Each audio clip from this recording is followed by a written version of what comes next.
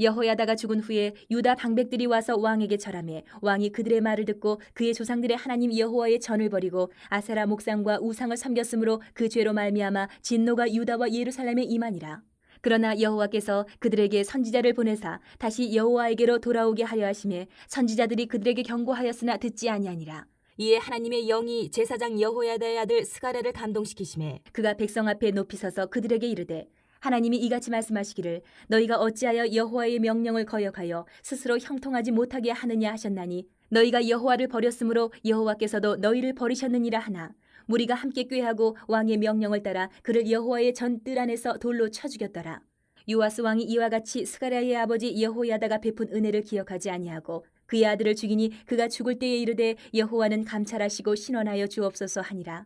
1주년 말에 아람 군대가 요아스를 치려고 올라와서 유다와 예루살렘에 이르러 백성 중에서 모든 방백들을 다 죽이고 노략한 물건을 다메섹 왕에게로 보내니라. 아람 군대가 적은 무리로 왔으나 여호와께서 심히 큰 군대를 그들의 손에 넘기셨으니 이는 유다 사람들이 그들의 조상들의 하나님 여호와를 버렸음이라. 이와 같이 아람 사람들이 요아스를 징벌하였더라. 요아스가 크게 부상하며 적군이 그를 버리고 간 후에 그의 신하들이 제사장 여호야다의 아들들의 피로 말미암아 반역하여 그를 그의 침상에서 쳐 죽인지라. 다윗성에 장사하였으나 왕들의 묘시대는 장사하지 아니하였더라.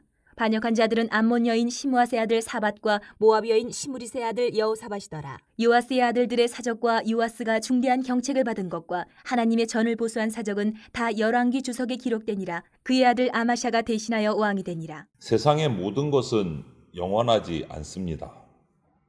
시간이 지나면서 퇴색하고 시들해지고 약해지고 그것이 세상의 것들의 법칙이죠. 그런데 그 중에서도 이 사람의 마음만큼 변하기 쉬운 게 없는 것 같습니다. 제일 많이 변하는 게 사람 마음인 것 같아요. 그 변하는 것이 좋게 변하면 정말 다행이지만 점점점 나빠지면 이거는 정말 비극을 피할 수가 없는 거죠. 그래서 저와 여러분들도 똑같습니다. 죄악의 길로 내가 들어섰다면 그 죄악의 길의 마지막에 비참함을 기억하고 하루빨리 돌이켜야 됩니다. 오늘 이야기를 보면 이스라엘의 영적 지도자라고 할 수 있는 대제사장 여호야다가 나이가 많아서 죽고 나니까 그를 잘 따르고 그의 지도를 받아서 나라를 잘 다스리고 있던 요아스 왕이 정말 급속하게 타락하기 시작하는 모습이 기록되어 있습니다. 다른 사람에게 의존하는 신앙은 뿌리가 깊지 않기 때문에 상황이 바뀌면 이 요아스 왕의 모습처럼 금방 힘을 잃어버리게 됩니다. 여호야다 대제사장에게만 기댄 요아스의 믿음은 여호야다 대제사장의 죽음과 함께 안개처럼 그냥 사라져 버린 것 같아요. 오늘 기록을 보면. 그래서 우리는 성숙한 성도의 지도자의 지도를 받아서 믿음 생활하는 건 너무너무 필요하고 좋은데 더 중요한 것은 자신의 실력을 갖춰야 된다라는 거예요. 언제까지 한 사람에게 의존하면서 이렇게 신앙생활 할 수는 없는 겁니다. 그 지도를 받아서 자기가 성장을 해야 돼요. 하루빨리.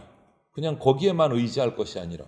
그래서 견고하고 흔들리지 않는 자기 믿음을 갖춰야 된다라는 거죠. 그런데 그렇게 하지 못한 오늘 이 요아스 왕의 모습을 통해서 우리가 잘 반성을 해야 될 것 같아요. 여호야다 대제사장이 죽자 그의 생전에는 기를 피지 못했던 이 악한 마음을 품고 있었던 유다의 방백들이 이제야 요아스 왕에게 나와서 악한 조언들을 막 하기 시작을 합니다.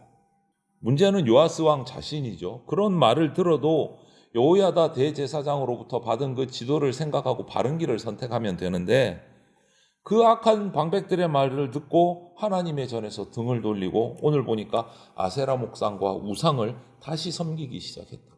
우상 숭배가 또 시작된 거예요. 하나님 말씀을 의지하기보다 사람의 말을 더 의지해 버린 겁니다. 여호야다 생전에는 그의 지도를 받아서 바른 선택을 하고 바른 정치를 했는데 그가 죽고 없어지자 이제 악한 다른 사람들의 말을 또 듣기 시작한 거예요. 자기 중심이 없는 거예요. 여러분, 죄악된 길은요, 사람이 옳다고 하는 길을 따라가면 죄악된 길을 빠질 수밖에 없어요. 하나님의 사람은 사람이 아닌 하나님의 말씀을 의지하고 따라가야 된다라는 것을 오늘 우리가 보게 되는 겁니다. 이렇게 요아스 왕이 완전히 악하게 타락을 해서 우상 숭배를 시작하자 이 유다 나라와 예루살렘에 하나님의 진노가 임했습니다. 먼저 그냥 진노를 하는 것이 아니라 돌이키기 위해서 선지자들을 먼저 보내서 기회를 주셨어요. 선지자들을 보냅니다. 왕이 회개하고 다시 돌아오기를 바라서 보내신 거예요. 그런데 요아스 왕은 듣지 않습니다. 안타깝게도. 여러분, 우리는 연약해서 죄의 길을 갈 수 있어요. 죄로 미혹될 때가 있습니다. 하지만 하나님께 말씀을 듣고 돌아오면 돼요. 회개하면. 그런데 하나님의 경고에도 불구하고 계속 그 길을 간다. 고집하면 소망이 없는 겁니다. 그리고 그 말을 다 거부하니까 하나님 마지막으로 기회를 한 번 더 주세요. 이번에는 그냥 아무나 보낸 것이 아니라 자신이 그렇게 존경하고 따르던 여호야다 대제사장의 아들인 스가랴를 보냅니다. 스가랴를 보내요. 스가랴를 보내서 하나님이 말씀을 하십니다. 너희들이 하나님을 배반했기 때문에 하나님도 너희를 버리신다. 돌아오라. 이렇게 말씀을 전한 거죠. 관계가 있잖아요. 너무나 잘 알잖아요. 그럼에도 불구하고 왕은 이 스가랴 선지자를 쳐 죽여요. 그것도 성전 뜰 안에서, 성전 밖에도 아니고. 하나님의 말씀을 대언하는 종을 하나님의 전 안에서 살해했다. 이것은 정말 두고두고 남을 비극이고 비참한 일인 거예요.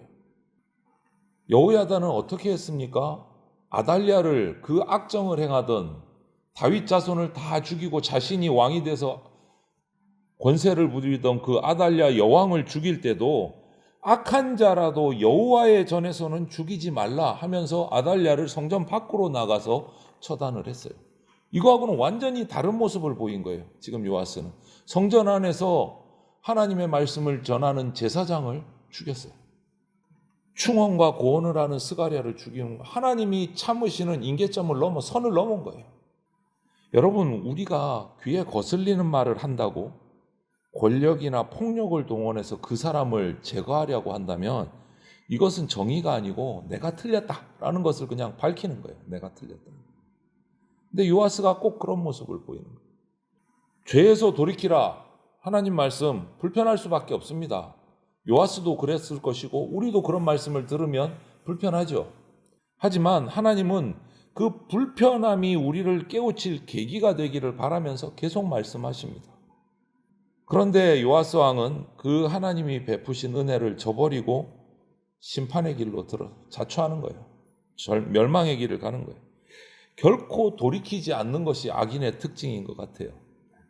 그래서 이렇게 하나님의 말씀을 거부한 요아스 왕에게 하나님은 또 다른 배신을 맛보게 합니다. 하나님을 배신하면 그도 배신당합니다. 1년 후에 이런 일이 있은 스가랴를 죽인 사건이 있고 1년 후에 요아스는 전쟁으로 나갑니다. 아람 왕이 아람 군대가 쳐들어왔어요. 적은 숫자로 쳐들어왔어요. 지금 남유다에 의하면 정말 비교도 안 되는 적은 숫자의 군대가 쳐들어왔어요. 그런데 이 전쟁에서 패배를 합니다. 패배를 해요. 왜 그렇습니까? 이 남유다와 요아스 왕을 하나님이 버리셨기 때문에 패배할 수밖에 없는 거예요. 그들이 하나님을 버렸기 때문에 하나님도 그들을 버린 거예요. 이건 비극의 시작이에요. 그냥 전쟁에서 한번 진 거는. 이 전쟁에서 요아스 왕이 부상을 입고 돌아왔습니다. 그런데 침상에 누워서 치료하고 있는 이 요아스를 그의 신하들이 와서 쳐 죽여버려요. 반역을 일으킨 겁니다. 하나님을 배신한 요아스 왕의 최후는 배신당하는 비참함이에요.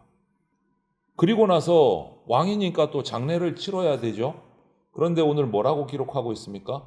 왕이 아님에도 하나님 앞에 존경하고 인정받아서 왕이 아님에도 여호야다 대제사장은 왕실의 묘시에 묻혔어요. 그런데 이 요아스는요, 왕임에도 불구하고 오늘 왕의 묘지에 안장되지 못했다라고 기록하고 있어요. 하나님을 버린 요아스를 하나님도 버리신 거예요.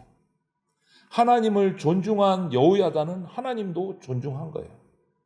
이처럼 이 모습을 보면 여러분, 우리가 하나님 앞에 어떤 모습으로 살아가야 할까? 우리가 너무 확연하게 발견하게 되는 거예요. 사무엘상 2장 30절에 있는 그런 말씀처럼 하나님은 여호야다처럼 하나님을 존중하는 사람을 존중해 주십니다. 또한 말년의 요아스처럼 자신을 멸시하는 자를 하나님도 멸시하십니다. 우리가 이거 기억하셔야 돼요. 처음에 요아스 왕은요, 정말 은혜롭게 시작했습니다. 은혜롭게. 그를 기적 가운데 살려주셨고 어린 나이에 왕이 됐어요. 그리고 그 인생 가운데 성전을 보수하는 하나님이 기뻐하시는 큰 일을 이루었습니다. 그런데 말년에 죄악의 길로 돌아서서 하나님을 등지고 악한 일을 일삼으면 결국 비참한 인생이 되는 겁니다. 여러분, 죄악의 길은 항상 형통해 보이지만 마지막은 패망으로 끝납니다. 하나님은 그분의 공의를 무시하면서까지 자비를 베풀지는 않으세요. 기회를 주십니다. 그때 돌아서야 됩니다. 그때. 성경은 악인들의 비참한 최후를 통해서 우리에게 계속해서 경고하고 계세요.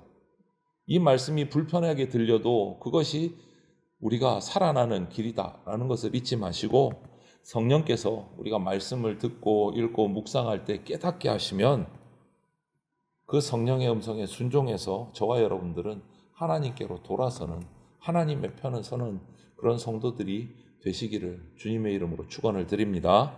아멘.